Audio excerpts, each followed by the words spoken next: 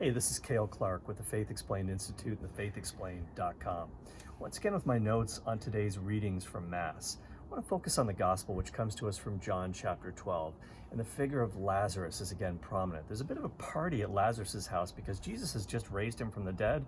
A stupendous miracle, the greatest of his 7 signs in John's Gospel. And this party is going on at Lazarus' house where he lives with his sisters, Mary and Martha, in Bethany. And here's what the text says.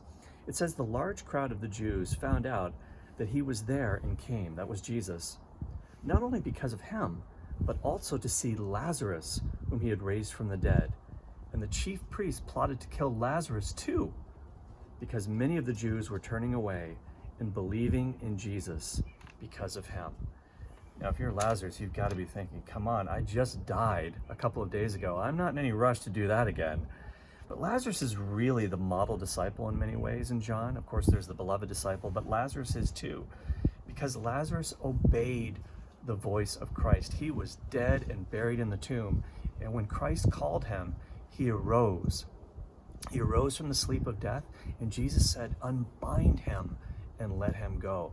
That's very much like Jesus, freeing us from the death that comes through mortal sin, and also unbinding us of all of the venial sins that we have, all the bad habits, all the ways in which we don't please God. And he sets us free to live a new life in him. And you can see the chief priests want to kill Lazarus because Lazarus is really exhibit A, that Jesus is the Messiah. They know a big crowd is forming and they're going to go with Jesus processing into Jerusalem. And they want to really bury the evidence, literally, kill Lazarus again. But we need to have courage like Lazarus in the face of the cost of discipleship. Yeah, it's true. Some people are not going to be happy if we come to know Jesus. Some people that we knew in the past maybe aren't going to like the changes that he's making in our lives. But many others will be drawn to what Jesus is doing in and through us, especially at this time of the coronavirus, because people are looking for examples of hope. So don't be afraid.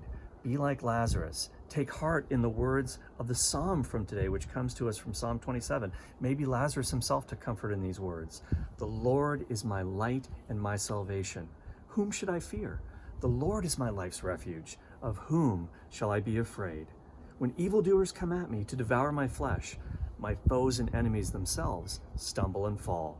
Though an army encamp against me, my heart will not fear. Though war be waged against me, even then I will trust. I believe that I shall see the bounty of the Lord in the land of the living. Wait for the Lord with courage. Be stout-hearted and wait for the Lord. You know, I think Lazarus himself exemplifies this psalm. He saw the goodness of the Lord in the land of the living. He was brought back to the land of the living, and he let his light shine, the light and salvation of Christ in him. We've got to do the same. So let your light shine and don't be afraid.